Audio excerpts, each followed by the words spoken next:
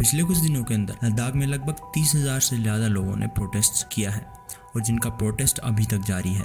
लेकिन किसी भी यूनियन टेरिटरी के लगभग 10% पॉपुलेशन यदि प्रोटेस्ट करने लगे तो यह बात नॉर्मल नहीं होगी और यह नंबर्स लद्दाख की ऑलमोस्ट 10% पॉपुलेशन को कवर करते हैं।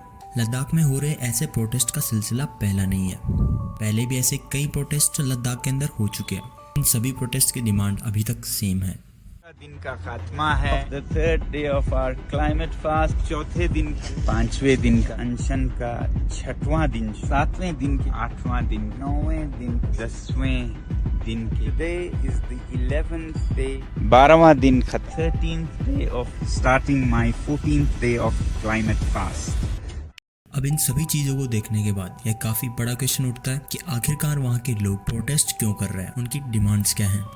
अब यदि किसी यूनियन टेरिटरी की लगभग 10% पॉपुलेशन यदि प्रोटेस्ट कर रही है तो यह बात हमारे लिए नॉर्मल होगी, वहाँ के लोगों के लिए नहीं। वहाँ के लोग पिछले 2 वीक्स के अंदर एक फ्रीजिंग टेम्परेचर के ऊपर अपनी बात को रखने के लिए प्रोटेस्ट कर रहे हैं, तो यह प्रोटेस्ट उनके लिए काफी ज्यादा जुड़ा हुआ है। अब यह काफी बड़ा सवाल उठता है कि आखिरकार वे प्रोटेस्ट क्यों कर रहे हैं, क्यों गवर्नमेंट उनकी डिमांड्स को पूरा नहीं कर रही। इन सभी टॉपिक्स के ऊपर डिस्कस करने वाला है इस वीडियो के अंदर। लद्दाख की लगभग 10% पॉपुलेशन सोनम वांगचुक की लीडरशिप के अंदर यह प्रोटेस्ट कर रही है। अब जिनको नहीं पता, सोनम वांगचुक एक इंजीनियर और एक एजुकेशन रिफॉर्मर है। वहीं 3 इडियट्स मूवी के अंदर एंचो का किरदार इन्हीं की कहानी के ऊपर था। सोनम ने गवर्नमेंट के साथ साथ इंडियन मिलिट्री की भी काफी हेल्प करी है। सोनम ने सोलर हीटेड टेंट का इनोवेशन किया जो कि इंडियन आर्मी के लिए कोल्ड प्लेसेस के ऊपर सोल्जर्स को रहने के लिए एक सूटेबल एनवायरनमेंट प्रोवाइड करवाता है, जो कि काफी ठंडे इलाकों में सोल्जर्स के लिए काफी यूजफुल है। और ऐसे ही कई इनोवेशंस जैसे कि carbon neutral solar buildings, ice stupa, ऐसे कई इनोवेशंस सोनम वांगचुक ने करे हैं, जिसके चलते उन्हें काफी बड़े अवार्ड से भी सम्मानित किया गया है। प्रोटेस्ट करने वाले लोगों की सबसे बड़ी डिमांड है कि उन्हें कॉन्स्टिट्यूशन के 6th शेड्यूल के अंदर शामिल किया जाए। दोस्तों, हुआ कुछ ऐसा कि आर्टिकल 370 को हटने के बाद जम्मू कश्मीर और लद्दाख को दोनों को अलग कर दिया गया, जिसके बाद लद्दाख को एक अलग यूनियन टेरिटरी बना दिया गया, जिसके चलते वहाँ पर कोई भी स्टेट गवर्नमेंट नहीं हो सकती।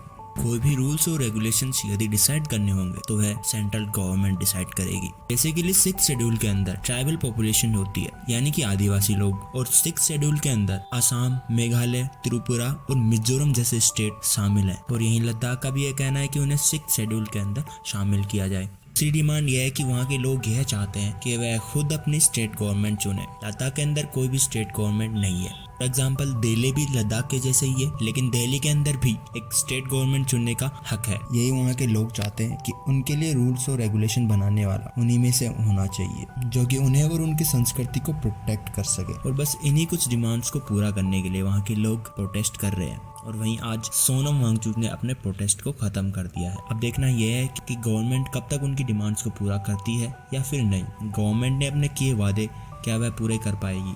यह थी लद्दाख में हो रहे प्रोटेस्ट की कहानी। आपको वीडियो कैसी लगी हमें कमेंट करके जरूर बताएं। तब तक के लिए जय हिंद, जय भारत।